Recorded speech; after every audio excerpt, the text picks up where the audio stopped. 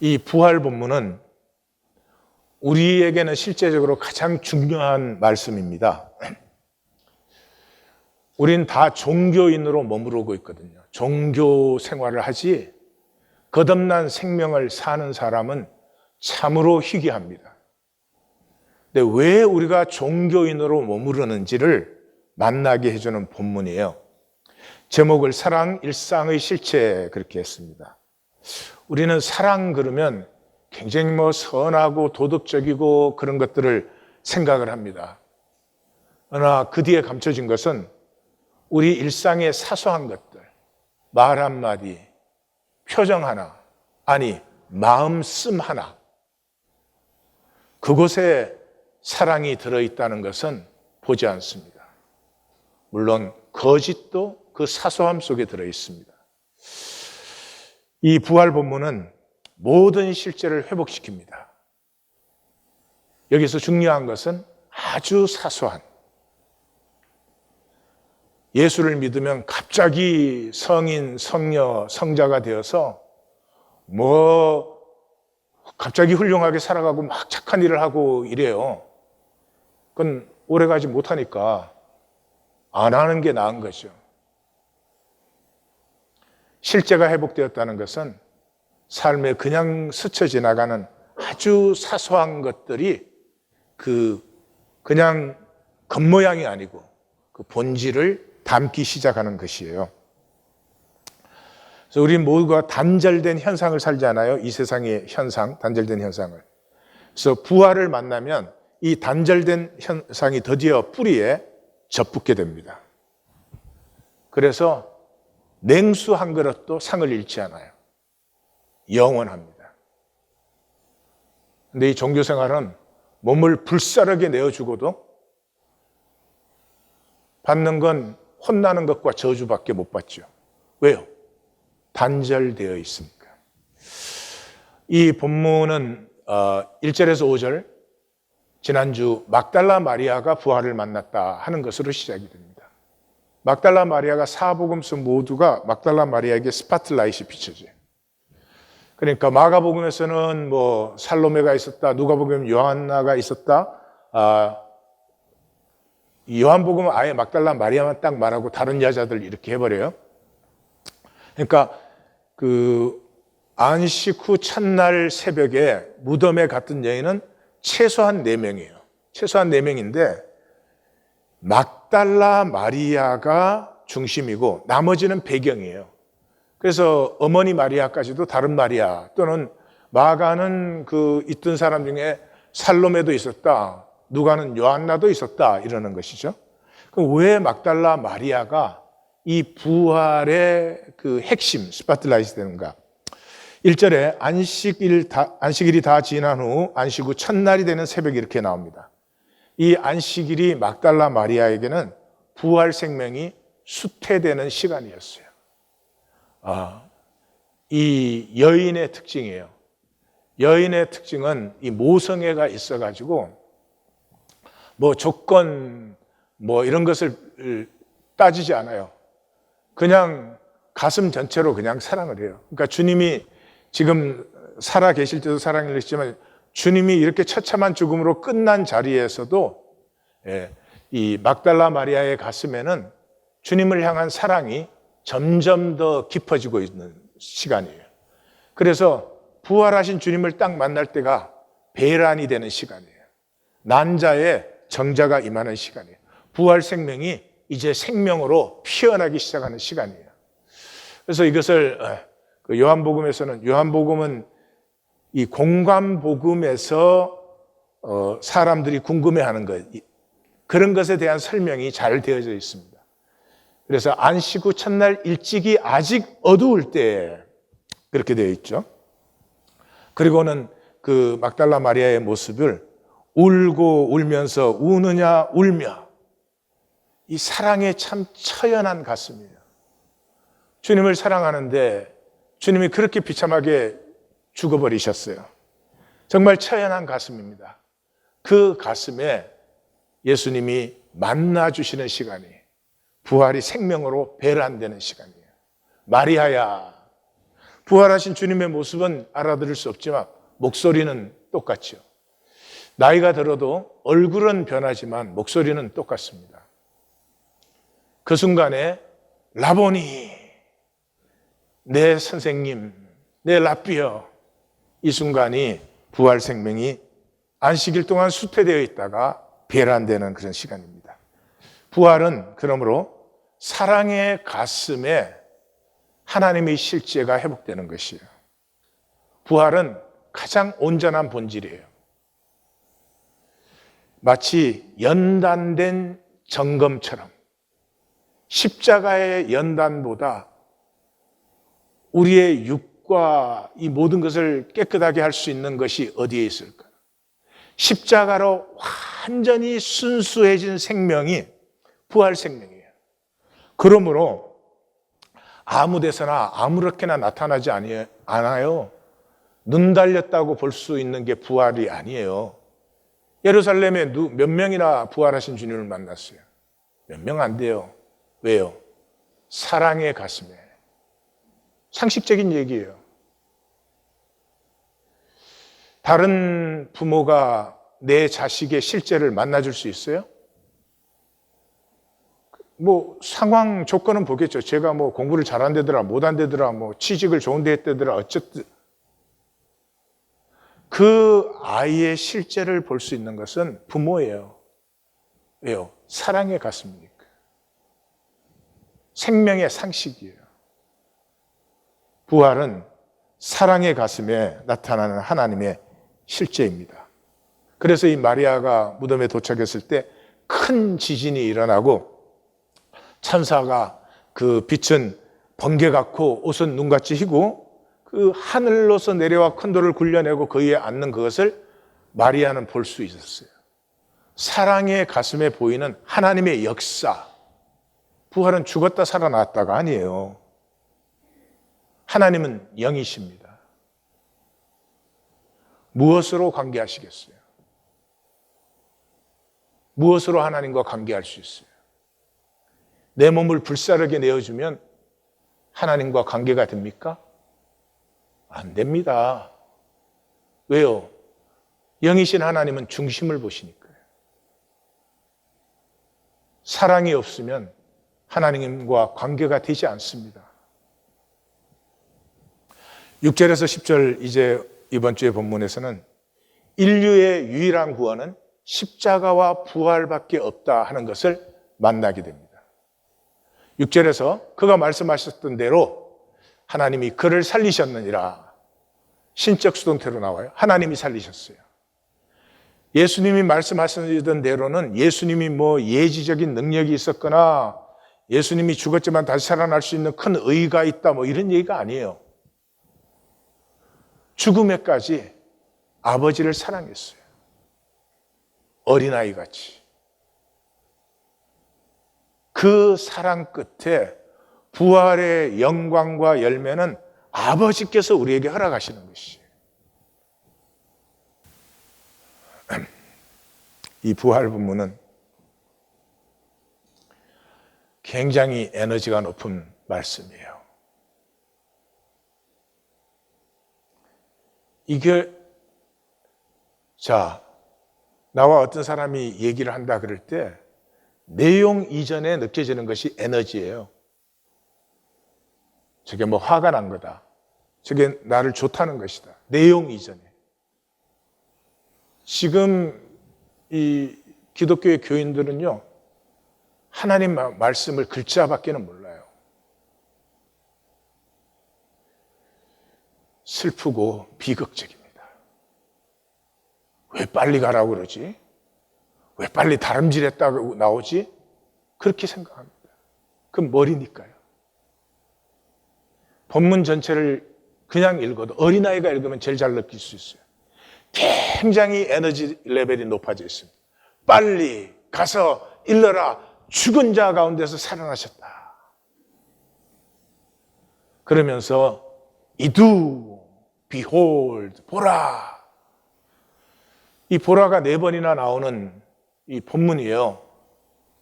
이 7절에서 10절 요 4절에서도 이두가 3번 나옵니다. 우리 한글 번역은 한 번밖에 다 생략했어요. 아마 뜻을 모르니까 그런 거예요. 보라 할 때는 뭔가 에너지가 확 솟아나는 느낌 아니에요? 이 마태가 가장 좋아하는 것이죠. 이 현상을 적고 있는데 그 현상 속에 나타나고 있는 하나님의 역사를 보라. 62번이나 쓰신 다음에 보라. 먼저 갈릴리로 가시나니 거기서 너희가 배우리라. 복음은 갈릴리로부터 시작됩니다. 물이 낮은 데로 흐르듯이 하나님의 가슴은 아픈 곳으로 흐릅니다. 내 삶에 아픔이 있다면 그것이 육체적인 아픔이든 정신적인 아픔이든 관계적인 아픔이든 물질적인 아픔이든 아픔이 있으면 하나님이 역사하십니다. 그러므로 아픔이 있으면 하나님 내가 아픕니다. 그러면 돼요. 그런데 우리가 제일 못하는 게 그거죠. 절대로 아픈 척하지 않습니다. 끄떡없는 척합니다. 교회도 그걸로 다니잖아요. 멀쩡한 척. 내가 I'm fine이니까 하나님의 은혜를 내가 딱 차단시켜버리고 내 종교 생활하는 거죠. 사람에게 보이는. 기억하십시오. 우리가 의가 있어서 하나님이 구원하시는 것 아닙니다.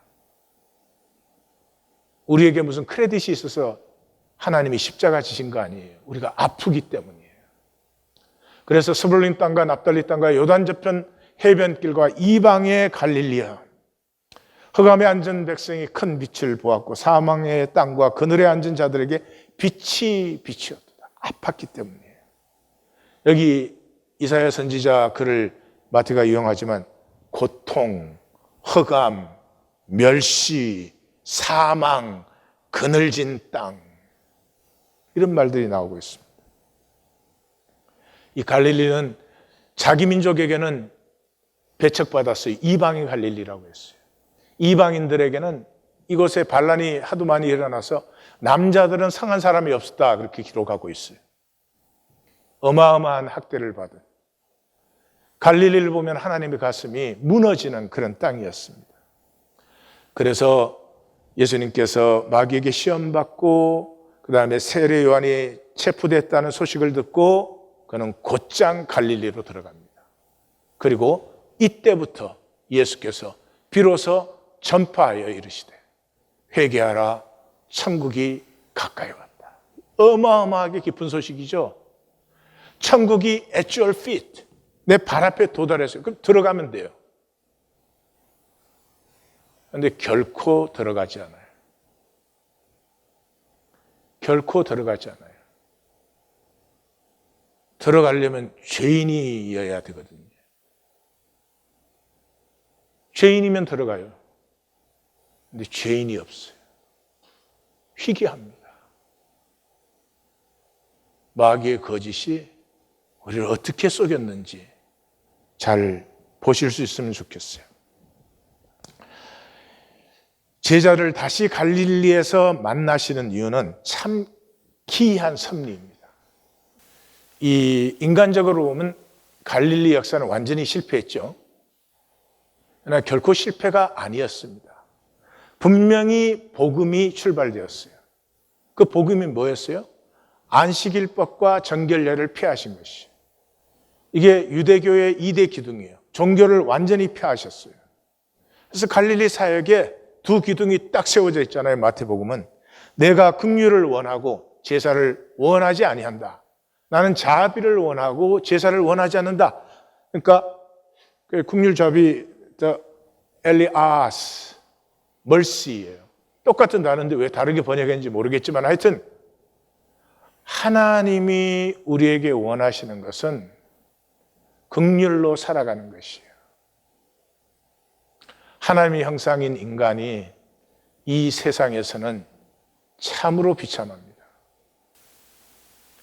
근데 저 사람이 뭐 얼마나 똑똑하냐, 잘났냐, 잘생겼냐, 부자냐 그런 것이 아니고요. 그 사람이라는 존재, 영혼을 볼 수 있으면 긍휼은 저절로 솟아납니다. 모두가 정죄되어 있습니다. 모두가 아픕니다. 근데 세상에 그거 안 하고 종교 만들어가지고 이 종교 안에서 또 내가 얼마나 잘났냐 이걸 하고 있어요. 이 주님께서 제자들을 갈릴리에서 만나서 얘들아, 결과가 아니고 과정이야. 우리는 결과를 만들기 위해서 몸부림을 칩니다. 과정이 뭐 잘못됐든 도둑질을 했든 사기를 쳤든 결과만 뭐 뜨뜻하면 우리는 되는 거죠. 그런데 본질은 어디에 들어있어요? 과정에 들어있어요. 그리고 과정은 나의 몫이에요. 결과는 하나님이 주시는 거예요. 십자가까지는 과정이었어요. 예수님은 그 과정에 신실하셨어요. 그 다음에는 아버지의 약속과 아버지의 영광이 이루어지는 것이죠. 예수님의 갈릴리 사역을 이렇게 표현합니다. 예수님 자신이 화 있을진저 고라시나 화 있을진저 벳세다야 너에게 행한 모든 권능을 두로와 시돈에 행했더라면 이 이방 도시에 행했더라면 그들이 벌써 베옷을 입고 죄에 앉아 회개하였으리라. 내가 너에게 이르노니 심판날에 두로와 시돈이 너희보다 견디기 쉬우리라. 하나님을 모르는 백성이 너희보다 훨씬 더 어려울 것이다. 가브나움아, 가브나움은 예수님의 갈릴리 사역의 헤드쿼터, 가장 많은 치유와 이적이 행해졌던 곳이죠. 가브나움은 내가 하늘까지 높아지겠느냐? 음부에까지 낮아지리라. 내가 행한 모든 권능을 소돔에서 행했더라면, 소돔은 죄악의 대명사죠. 그 소돔에 행했더라면 그 성이 오늘까지 있었으리라. 결과가 보면은 갈릴리 사역은 완전히 실패한 사역이에요. 근데 참 아이러니가 이때 가장 많은 사람들이 예수님을 따랐습니다. 어마어마한 무리가 따랐습니다. 그냥 따르지 않았습니다. 메시아가 아니냐 그러고 왕 삼으려고 하고. 요한복음은 잘 설명해 주고 있죠. 예수님이 너희가 나를 따르는 것은 떡을 먹고 배부른 까닭이라. 현상에 무슨 복을 받아보겠다고 그 자기를 믿은 유대인들에게 예수님이 똑바로 말하시죠. 너희는 너희 아비 마귀에게서 났으니 너희 아비의 욕심대로 너희는 행하고자 하느니라. 그 욕심이 뭐예요? 거짓이죠. 거짓이죠. 진실을 딱 숨기고 진실을 나누어 본 적이 없을지도 모릅니다. 지금 기독교가 바로 이 종교인들입니다. 왜 그렇죠? 십자가와 부활이 없기 때문입니다. 십자가 전에 예수님 치유해 주시고 귀신 쫓아주시고 떡 먹여주시고 고쳐주시고 말씀 선포해 주시고 환영 안 할 이유가 없죠. 그러나 십자가로 가까이 갈수록 사람들은 점점 떠나갑니다. 요한복음이 잘 보여주고 있죠. 영혼과 존재를 바꾸는 것은 십자가뿐입니다. 십자가뿐입니다. 이것이 예수님의 갈릴리 사역의 결론이었어요. 우리가 거듭나는 것은 단절되어서 나를 내세우고 하여튼 나는 뭐 부족해서는 안 되고 남이야 살든 죽든 그런 단절에서부터 이 접붙어서 하나님의 생명에 접붙어서 하나가 되게 하는 것은 십자가밖에 없어요. 그게 뭐를 먹여주어도 그 병을 다 고쳐주어도 모든 귀신을 다 내쫓아도 인간은 본질적으로 변하지 않습니다. 어디까지? 십자가까지. 그래서 예수님이 이렇게 말씀하시죠. 그 말씀 다음에 천지의 주제이신 아버지의 이것을 지혜롭고 슬기 있는 자에게는 숨기시고 종교 지식이 많은 사람들에게 숨기시고 어린아이들에게는 나타내심을 감사하나이다. 무슨 말 하시는 거죠? 그렇습니다, 아버지. 아무리 치유해주고 고쳐주고 바른 말씀을 선포해줘도 절대로 변하지 않습니다. 언제까지? 십자가까지. 옳소이다. 이렇게 된 것이 아버지의 뜻이니이다. 지금 뭐 하는 거죠? 예수님께서는 자신이 십자가를 향해서 나아가기로 확증하신 것입니다. 그래서 복음은 십자가가 복이라는 것이에요. 십자가가 복이에요. 십자가 외에는 아버지와 온전한 하나 되는 것은 없습니다. 에베소서 2장을 보시면 모든 나누어진 것, 모든 담으로 막혀진 것이 십자가로 하나 되었다. 그렇습니다. 십자가는 하나 되게 하는 것입니다. 그러므로 십자가 이상의 복은 없습니다. 그래서 예수님이 또 이렇게 말씀하십니다. 수고하고 무거운 짐진 자들아 다 내게로 오라. 내가 너희를 쉬게 하리라. 나는 마음이 온유하고 겸손하니 나의 멍에를 배우고 내게 배우라. 그리하면 너희 마음이 쉼을 얻으리니 이는 내 멍에는 쉽고 내 짐은 가벼우니라. 영적인 리트머스 시험지입니다. 십자가가 쉽고 가볍게 보이시는 사람은 분명히 생명의 사람입니다. 그러나 십자가 말만 들어도 가까이 가기 싫다고 하면은 그건 생존 현상의 사람이죠. 십자가 이상의 복이 없습니다. 사실 우리가 가장 원하는 것이 십자가입니다. 십자가는 나에게서 나됨을 피웁니다. 저는 말씀을 전가하는 사람으로 부름을 받았죠. 말씀 전가하는 그 한 가지를 위해서 나의 다른 욕망은 다 쓰러져야 됩니다. 십자가에 못 박혀야 됩니다. 말씀도 전가하면서 뭐 돈도 더 가져야 되겠고 이러면 벌써 말씀 전가하는 것이 맑을 수가 없는 것이죠. 십자가는 나됨을 피웁니다. 너에 대해서는 존재를 누리게 합니다. 네가 나에게 얼마나 이익이 되느냐, 도움이 되느냐, 네가 잘난 사람이냐, 못난 사람 이런 것이 아니에요. 그 사람의 조건과 상황이 아니라 그 사람의 존재의 귀함을 누릴 수 있습니다. 진정한 관계가 이루어집니다. 진정한 관계는 반드시 복입니다. 하나님의 모든 복은 관계를 통해서 오게 돼 있어요. 내가 잘나면 사람들이 나에게 잘해주죠. 그죠? 그래서 뭐가 오는 것 같죠. 그건 다 썩어요. 끝에 보면 다 아십니다. 그건 썩는 것이에요. 배설물이에요. 그리고 이 온 세계에 대해서는 신비를 누립니다. 하나님의 신성과 능력이 그 창조하신 모든 것에 들어있다 이러시잖아요. 그 신비를 누리기 시작해요. 그래서 예수님은 갈릴리의 11 제자를 다시 오게 하셔서 그곳에서 나의 갈릴리 사역이 실패가 아니었고 하나님의 섭리의 과정이었던 것처럼 너희는 유다에 올라가서 완전히 실패해버렸죠. 부인하고 저주하고 맹세하고 도망가고 별놈의 짓을 다 했죠. 너희의 유다의 실패도 실패가 아니라 하나님의 섭리의 과정이었다. 여기서 이제 부활 생명이 배란되는 게 참 이렇게 남녀가 독특하죠. 막달라 마리아는 주님을 사랑했기 때문에, 모성애적인 사랑이기 때문에 그냥 그대로 사랑해요. 근데 남자들은 그렇게 안 돼요. 아니, 메시아가 왜 저렇게 처참하게 죽나? 왜 찍소리도 못하지? 저렇게 비참하게 죽어서 창사돼서 끝났네?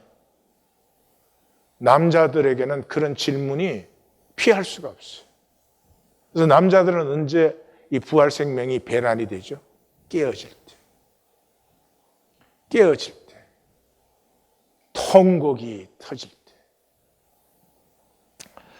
그래서 십자가에서 완성되어 부활로 열매 맺어지는 거예요. 생명은. 이 생명은 생수로 솟아나는 것이고 100배, 60배, 30배의 열매를 맺는 것이고 땅 끝까지 복되게 하는 것이고 아브라함의 약속이 이루어지고 열매 맺는 생명이에요. 우리가 하는 것은 십자가까지 순종하는 거예요. 그리고 아버지가 그 열매를 부으시는 것이. 그래서 내가 갈릴리 사역에서 아무런 결과를 못 만나도 내가 아버지께 신실하게 순종했던 것처럼 너희들도 이 유다에서 너희가 바라는 결과를 결코 보지 못했을지라도 결과를 아버지께 맡기고 너희는 하나님의 나라를 선포하고 십자가를 지라. 이것이 이제 갈릴리로 부르신 목적이라고 지금까지 설명한 바이 올시다. 그래서 제자들이 그 유대에서 실패한 것은 부활생명수태를 위한 섭리였다. 이것을 다시 세우시고 예루살렘으로 보내서, 예루살렘은 작전본부예요, 말하자면. 여기에서 모든 일이 출발돼요. 그러나 프론티어는 어디예요? 항상 갈릴리예요. 이 시대의 갈릴리는 어딜까요? 아픔이 있는 자리예요. 저 난민들 이런 것도 있을 거예요.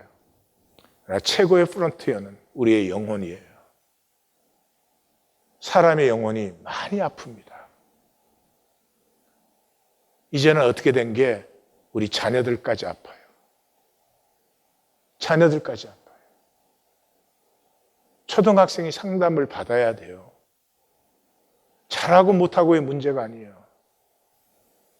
이 세상의 거짓은 점점 기하급수적으로 늘어가고 있어요. 이게 거짓말 이런 게 아니고요.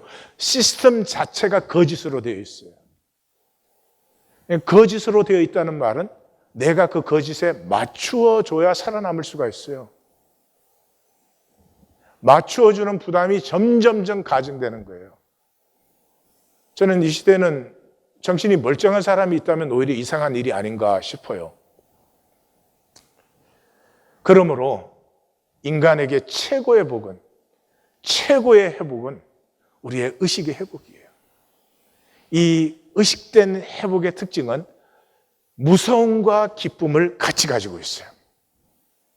동전의 양면처럼. 예. 그래서 이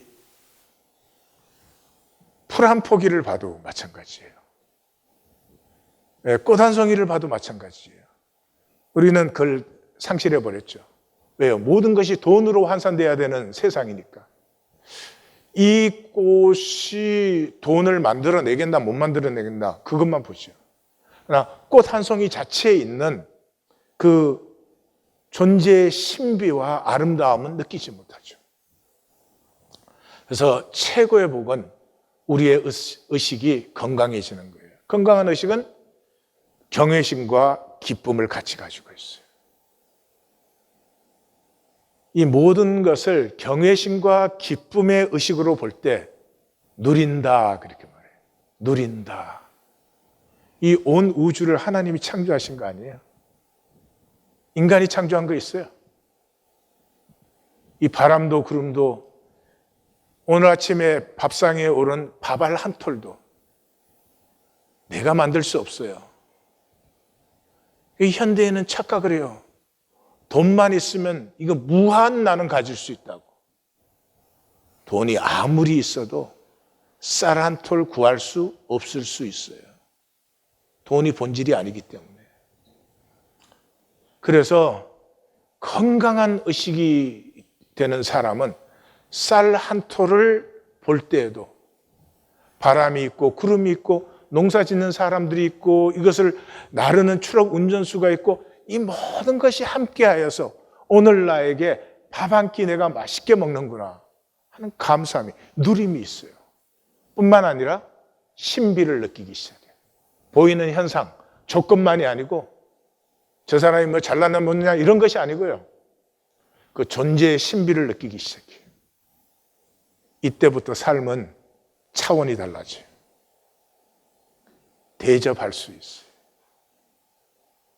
그 사람의 조건과 상황에 내가 react, 반사하는 것이 아니라 그를 있게 하신 하나님의 뜻과 사랑을 두려움과 기쁨으로 볼 수 있게 되는 것이죠. 이 기쁨이 없는 무서움이 두려움이에요. 그런데 그것도 필요해요. 생존을 하려면 그게 있어야 돼요. 그러나 이 두려움이, 기쁨이 없는 두려움이 될 때는 힘이 모든 것이 돼요. 힘을 가져야 돼요. 그러니 세상에 살려면 어떻게 해요? 돈이 모든 것이 되는 것이죠. 성도님들 부탁드립니다. 자기 자신을 돈으로 평가하지 마십시오. 부탁드립니다. 내가 나를 돈으로 평가할 때 마귀의 나라는 왕성해지죠. 최소한도 나 자신만큼이라도, 그리고 나와 함께하는 사람만이라도 돈이 아니라 하나님께서 창조하시고 하나님의 꿈을 심은 존재라고 하는 것을 인정하십시오. 그곳에 마귀의 나라가, 거짓이 무너지는 것이죠. 이 시대는 참 안타깝습니다. 존재를 느끼지 못해요. 자식이 마지막 보루인데, 그렇죠? 자식은 조건 때문에 사랑하는 게 아니잖아요. 그런데 이 시대의 자식 양육과 교육은 뭐가 됐어요? 돈 잘 만드는 애. 모든 교육의 목적이 그럴싸하게 갖다 붙이지만 사실은 그거 아니에요? 어느 집 애가 더 돈 잘 버나 그런 거 아니에요? 이 자식을 얼마나 가치 절하한 것입니까?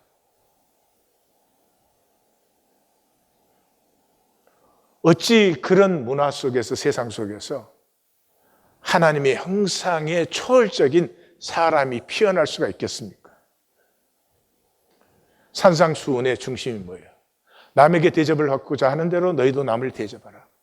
여러분, 무슨 대접 받고 싶으세요? 사람들이 나에게 잘해주는 거 원하시죠?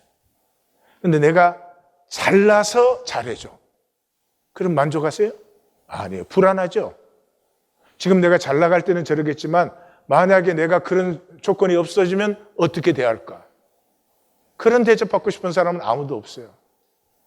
내 조건과 상황에 상관없이 나라는 사람을 기뻐해주고 존중해주고 아껴주고 그 대접 받고 싶은 거잖아요. 그것이 성경이라 그랬어요. 그것이 성경이에요. 성경 어디에 종교를 만들려고 그랬으며 성경 어디에 종교적으로 거룩한 인간들이 되어라 그랬어요. 아니요. 긍휼로 서로를 대한. 9절은 이두보라가 또 나오죠. Jesus met them. 간단합니다. Jesus met them. 부활하신 주님께서 더해서 여인을 만났어요. 그리고 평안하냐, 우리 그렇게 번역했는데 평강을 전하노라. 예, 유대인 쪽으로 말하면 샬롬이에요, 샬롬. 근데 이제 헬라화가 되었을 때 성경이 적혔기 때문에 카라라고 하는 이 헬라식 인사가 전해진 것이죠. 그러니까 평강할지어다, 샬롬 그런 거예요. 이게 성경학자들이 이해가 안 되는 부분이에요. 아니, 부활하신 주님이 처음으로 나타나셨는데 헬로 그런 거예요, 헬로. 아니, 부활해가지고 그 말밖에 못해? 그러나 이것이 생명의 비밀이에요. 우리가 그동안 헬로 할 때는 뭐였어요? 빈말이에요, 빈말. 예. 안녕하세요 이렇게 인사할 때 그 사람이 정말 안녕한지 안녕하기를 이런 거 그냥 말이요, 말, 빈말. 부활하신 주님께서 샬롬 할 때는 그 하나님의 샬롬이 진짜로 전해지는 거죠. 여자들이 그 발을 붙잡고 경배하니. 여자들은 유대교 법정에서 정인의 자격이 없어요. 정인이 되지 않아요. 그러니까 이 부활 기사는 절대로 주님이 죽었다가 살아났다는 걸 증명하기 위해 쓴 게 아니에요. 부활 앞에 나타나는 실제를 우리에게 보여주고 싶어요. 그 안식일 내내 그 사랑하는 주님이 죽으시고 처참하게 죽으시고 장사된 그 절망과 아픔의 가슴 속에 주님이 만나주는 그 순간에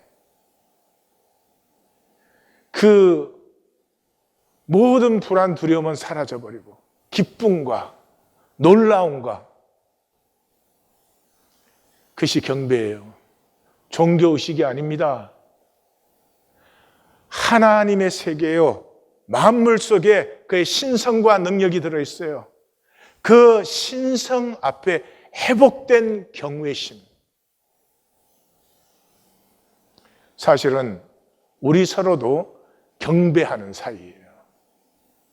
우리가 정말로 생명의 좋은 음성을 회복했다면. 그래서 임재 회복, 이것이 영혼과 인류 회복의 유일한 길이에요. 부활하신 주님의 임재가 회복되는 것 외에는 인간 영혼과 이 인류는 회복되지 않습니다. 그래서 부활하신 주님의 임재가 임하는 것을 하나님의 나라가 임하옵시고, 하나임. 예, 임재가 뭐예요? 함께죠, 함께. 그래서 마가복음 3장 14절에서는 이에 12를 택하사 이는 자기와 함께 있게 하시고 그 함께함을 전하게 하시려고. 세상에 이걸 우린 종교 만들었어요.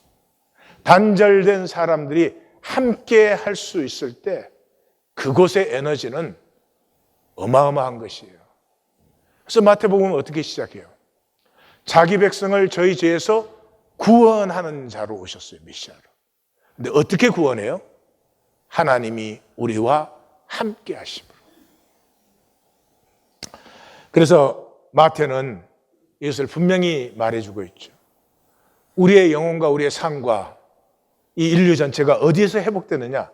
두세 사람이 내 이름으로 모인 곳에는 나도 그들 중에 내 임재가 그곳에 있다. 종교행위 하는 것이 아니고요. 종교단체 만드는 것이 아니고 사소한 일상 속에서 하나님의 임재 안에서 일상이 나누어질 수 있는 사람들. 그곳에 부활의 임재가 있는 것이에요. 부활의 주님의 임재가 있는 것이에요. 이 사람들이 어떤 사람인지 예수님은 굉장히 가슴 벅차게 설명하십니다. 그래서 진실로 너희에게 이르노니. 이 마태복음에서는 자주 하지 않는 것이에요. 진실로 너희에게 이르노니 무엇이든지 너희가 땅에서 매면 하늘에서도 매이고 땅에서 풀면 하늘에서 풀리리라. 이 소소한 일상이 임재 안에서 진실되어질 때 그 에너지가 얼마나 높은지 땅에서 분명히 하고 있는데 이 에너지가 하늘에 도달합니다. 이걸 버리고 종교 생활을 해요. 남편과 아내가 부활하신 주님 안에서 사소한 일상의 진실을 나눌 수 있을 때 마음이 조금 상한 것, 당신 때문에 내 기분이 조금 언짢은 것, 또는 당신은 눈치 못 챘지만 사실 내가 그 말할 때는 내 마음이 좀 언짢은 상태였어. 이런 것을 나눌 수 있을 때 생존이 아니고 생명의 에너지가 치솟아 땅에서 사는데 하늘과 통하기 시작해요. 그 다음에 뭐예요? 진실로 다시 너희에게 이르노니 너희 중에 두 사람이 땅에서 합심하여 기도하면 하늘에 계신 내 아버지께서 이루신다. 이 사소한 일상에서 진실을 나눌 수 있게 된 사이는 분명히 하나 된 사이예요. 그러면 그것은 분명히 주님이 함께 하시는 사이예요. 그러므로 이 두 사람이 합심하여 구하는 곳에는 하나님의 역사가 함께 할 수밖에 없어요. 생명은 이 땅에서 그렇게 피우는 것이에요. 그걸 버리고 우리는 이렇게 열심히 종교 생활을 합니다. 도무지 이해가 가지 않습니다. 각자 성찰하셔야 돼요. 각자 내가 정말로 무엇을 원하는 것인지, 무엇을 위해 살고 싶은지 직면하셔야 돼요. 10절, 그래서 가서 내 형제들에게 갈릴리로 가라 하라. 이것이 아버지의 염원이었죠. 주님과 제자 사이는 이 현상 세계 사이죠. 아버지 앞에 영원한 본질계, 영원한 하나님의 나라에서 관계는 뭐예요? 한 아버지 밑에 다 형제 자매가 되는 거죠. 이 제자들은 어떤 제자들이었어요? 이 십자가를 향해서 올라오는 길에 누가 더 크냐? 뭐 우리를 좌우에 앉게 해주십시오. 뭐 죽을지언정 주를 버리지 않겠습니다. 그러다가 다 도망갔고 부인하고 저주하고 맹세하면서 부인하고, 그리고 부활의 소식을 듣고는 의심했어요. 아직 부활 생명이 배란이 안 됐기 때문에. 그런 제자들인데 그 제자들의 모든 실패와 잘못에 상관없이 부활하신 주님 임재 앞에서는 온전한 관계가, 하나된 관계가 회복되는 것이죠. 그래서 마태는 한마디 하는 거예요. 종교 아니다. 하나님이 종교 만들 이유도 없고 종교 생활을 하려고 한 적이 없다. 복음은 일상, 우리의 사소한 일상을 부활하신 주님 임재 안에서 나누는 것이다. 이렇게 합니다. 여러분은 오늘 할리우드의 특별 공연을 보시겠습니다. 서브 들어가니까 잘 받아요. 오케이. 공 올립니다. 갑니다. 아웃. 인. 노 아웃. 인이야. 아웃. 내가 라인에서 정확하게 갔다고. 인이야 인. 이게 어떻게 인입니까? 에이, 확실히 그래. 아웃이지. 봤으면 가만히 있어. 우기지 말고. 오늘은 내가 아웃을 해주지만 진짜 인이었어. 아니 이게 어떻게? 오케이.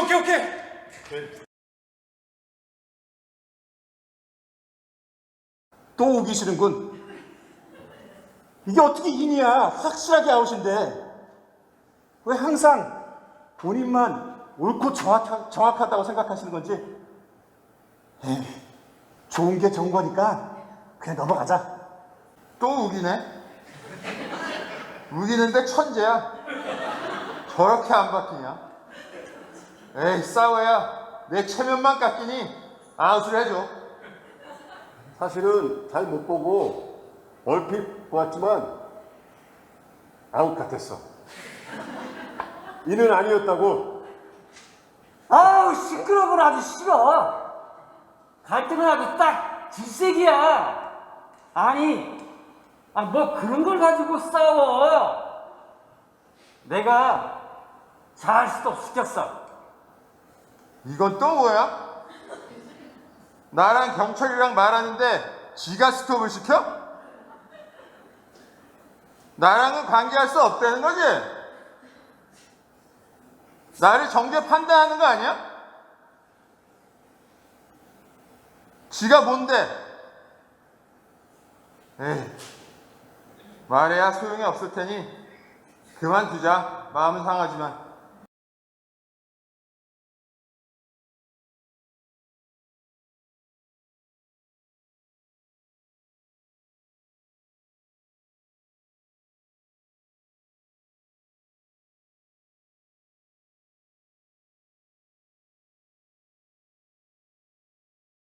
자, 서브 들어간다. 상대! 네가 지금 한 행동은 굉장히 나에게 모욕감을 줬어. 나랑 경철이랑 언쟁을 하는데 네가 막아서서? 그것도 내가 못 보게 사인을 줘서? 경기가 시작됐잖아요. 내가 그래서 막은 거예요.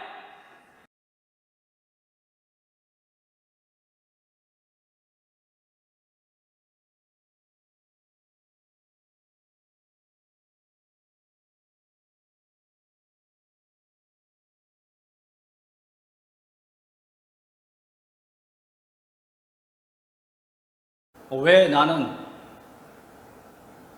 두 사람의 언쟁을 막았을까? 갈등을 두려워하거나 피하면서 지금까지 살아온 건 아닌가? 내 가정에서 갈등을 직면하고 나누기보다는 피하면서 억눌려 있지 않았나? 그래. 경기가 시작되었다는 것도 정당했어. 물론 다 그런 건 아니지만 진실 전부는 아니야. 아, 선악과의 정당함을 그것으로 내가 실제를 외면했어. 성도님,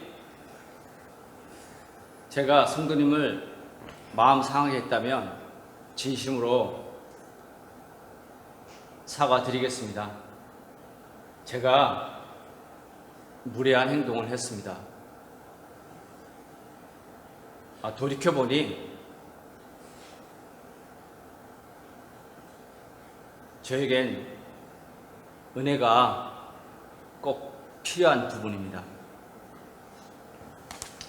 상대 고마워. 솔직히 나누어줘서. 나도 내가 왜 과민 반응을 했는지 돌아보는 중이야. 내가 본 것은 항상 객관적이고 사실이라는 우월감에서 나온 건 아닌지 돌아보는 계기가 됐어. 그런데 수연이가 나를 왕자병 환자라고 하는 것을 부인할 수 없는 실제구만. 근데 왕자가 또 한 분 있는데 그분도 실제를 만나시겠지? 아이고, 두 분이 판단 정대 없이 솔직하게 마음을 나누는 모습을 보니까 저도 괜시리 우기기만 했던 제 모습을 보게 되는 것 같습니다. 갈등을 피하고 두려워하는 것은 지금 보니 제 모습이군요. 이번 게임은 오케이. 절대 안 다칠 거예요.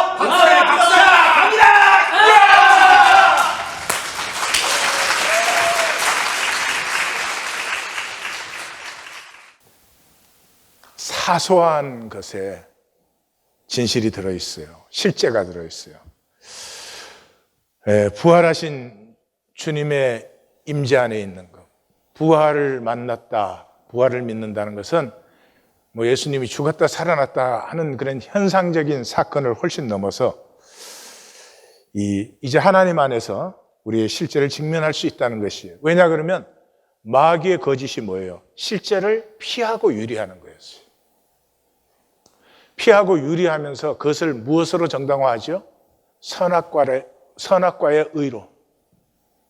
게임이 시작되었잖아요. 맞는 말이죠. 나는 온라인에서 봤으니까 정확하게 봤어. 예. 이것들은 전부 에너지 레벨이 낮아서 그래요. 실제는 자체가 에너지 레벨이 높은 거예요. 에너지 레벨이 낮기 때문에 사람에게만 보이는 거예요. 그럴듯하게. 실제까지 챙길 수 있는 능력이 없는 것이죠. 그래서 성화가 되지 않는 것이죠. 마귀의 중심에는 중요한 것이 들어있어요. 그게 뭐냐 그러면 원리만 잘 알면 돼. 실제를 직면하는 것은 힘들고 아픈 일이야. 그걸 뭐 일일이 다 말을 해. 여기에서 네가 그렇게 행동한 것은 나에게 모욕감을 주었어. 이걸 말할 수 있는 것은 상당한 것이에요. 되게 말 안 해요. 말 못 해요. 또 그것이 가만 보니까 제가 항상 그 갈등을 피하려고 하는군요. 이 간단한 한마디가 굉장한 것입니다. 이 종교인은 원리는 잘 알잖아요. 근데 자기 직면은 없어요. 나를 직면하지 않으려면 어떻게 하죠? 남에게 투사하죠. 남의 잘못에 대해서는 종교인들은 기가 막혀요. 전문가예요. 자기는 아파할 줄 몰라요. 예. 하나님의 길은 말씀이 육신이 되신 것이죠. 원리가 내 삶의 실제가 된 것이죠. 다시 말하면 말씀이 내 삶의 일상과 연결된 것이죠. 이 연결될 때 중요한 일이 일어납니다. 사실은 이것 때문에 모두가 종교 생활을 할지 진정한 생명을 살지 않는 것이에요. 말씀이 내 일상에 딱 만나는 순간에 나는 어떻게 되죠? 죽을 죄인이에요. 죽을 죄인이에요. 이 세상을 혈육으로 사는 우리는 그다지 거룩하거나 성자와 성녀로 살지 않습니다. 살지 못합니다. 하나님은 그것을 당연하게 아시고 다른 기대를 하지 않아요. 그런데 마귀에게 속은 우리는 흠이 있어서도 안 되고 약점이나 잘못된 게 보여서도 안 되고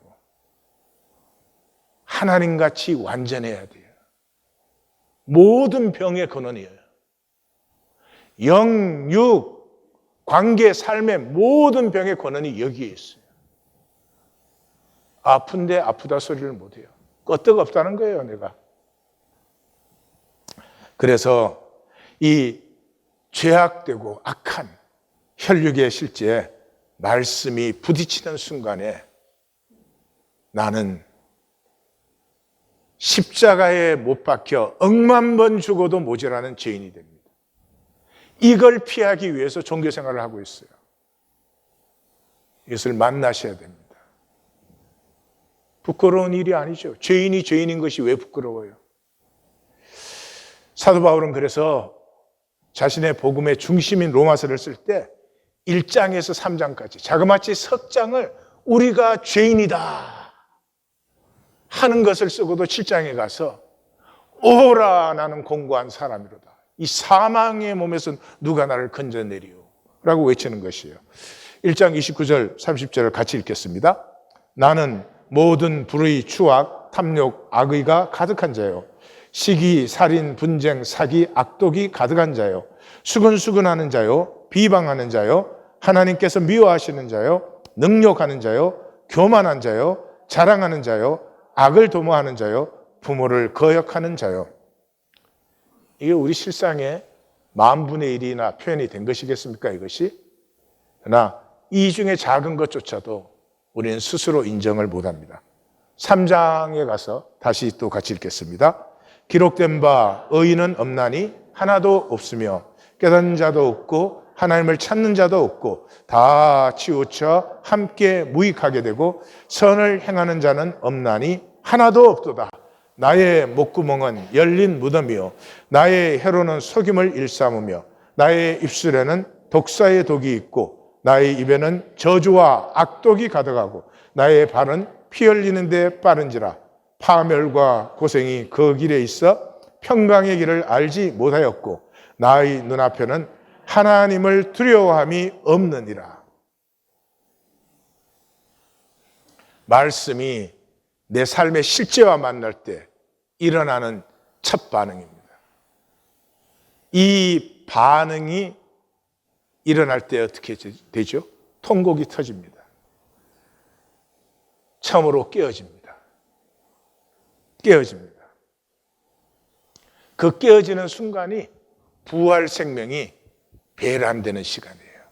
드디어 내 안에 있던 하나님의 형상, 이 하나님의 형상에 부활하신 하나님의 생명이 접붙는 시간이에요. 그곳에서 위임하십니다. 너는 이 세상에서 명품 가지려고 오지 않았어. 땅 끝까지 복되게 할 수 있는 존재야. 너는 이 땅밖에 모르는 사람들 속에서 하늘의 나라와 하늘의 꿈을 심을 수 있는 존재야. 너는 역사를 품을 수 있는 존재야. 라고 하는 위임이 이 부활 생명이 배란된 곳에 이루어지죠. 위임 자체가 회복이에요. 제자들이 배반하고 저주하고 맹세하고 한 그 모든 것이 회복되는 것이 예수님의 위임이죠. 예배의 마지막에는 축도 있잖아요. 축도가 뭐예요? 약속을 위임해 주는 거예요. 약속을 위임해 주는 것이에요. 은혜 안에서는 감추는 자와 나누고 고백하는 자 뿐이에요. 무엇을 하고 계십니까? 무엇을 하고 계십니까? 이 은혜를 막는 유일한 길은 나뭇잎처밖에 없어요. 은혜를 받지 않고 가리워서 자기 세계를 자기가 보호하는 거죠. 그러나 성경은 죄가 더한 곳에 은혜가 더욱 넘쳤고 은사는 많은 범죄로 말미암아 의롭다 하심에 이르렀다 라고 선포하고 있습니다. 나의 죄인됨을 만나고 나눌 수 있지 않으면 나됨은 피어나지 않습니다. 끝까지 거짓 나라, 끝까지 가짜 나라, 허무한 나, 자기 자신조차도 사랑하지 못하는 능력 없는 나로 머무를 뿐이에요. 이때 죄인됨은 큰 범죄가 아니에요. 80년대 나는 마약했다, 깽단에 있었다, 그런 간증 집회들 많이 있었죠. 그거 다 위선과 거짓으로 끝났죠. 진정한 죄인됨은 일상의 작은 것에 있어요. 어제 내가 이런 말 했는데 사실은 그때 내 마음속에 당신에 대한 불만과 정죄가 있었어. 당신은 전혀 못 느꼈겠지만 그때 내 마음이 당신을 향해서 깨끗하지 못했어. 아주 사소한 일상 속에 실제를 나눌 수가 있을 때 우리는 비로소 실제의 생명을 누리는 사람들이 되는 것이죠. 우리가 혈육으로 살지 않는 것은 불가능합니다. 그러므로 의와 진실로 사는 것은 불가능합니다. 함정은, 마귀의 함정은 의로 평범합니다. 원리를 알기만 하고 실제로 살지 않는 것이에요. 왜? 일생은 너무 사소하니까. 그런 감정까지 꼭 얘기해야 돼? 그런 말까지 할 필요가 있을까? 에? 그저 정당화만 하면 자기가 괜찮아지는 것으로 돼요. 그러나 그 사소한 일들은 나와 내 존재에서 피어난 것입니다. 그 하찮은 것들 속에 내 삶과 존재의 진실이, 내 삶과 존재의 진실은 그 하찮은 것들 속에 들어있습니다. 언제 한두 발자국씩 걷느냐, 왕창 은혜 받아 헷가다 간다는 종교의 거짓에 이제는 속지 않습니다. 이제 작은 일의 진실을 담습니다. 기도 한 번 하는데 내가 예배로 나오면 예배로 나오는 것입니다. 내가 이웃과 인사하면 인사하는 것입니다. 내 입장을 피하기 위해서 하는 것이 아닙니다. 이제 작은 일의 진실을 담습니다. 반발자국이라도 하루하루 걸어가 30배, 60배, 100배의 생명 열매를 누리시기를 우리 주님의 이름으로 축원합니다. 기도하십시다.